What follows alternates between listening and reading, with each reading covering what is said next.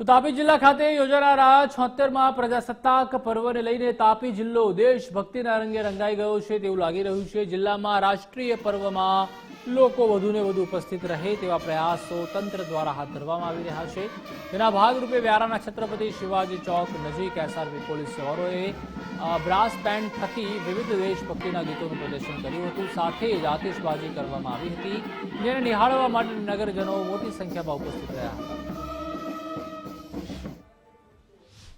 અત્રે આ Gujarat brass band team ગુજરાતના અલગ અલગ જિલ્લા તથા એસઆરપી ગ્રુપોથી એકત્રિત થયેલી છે।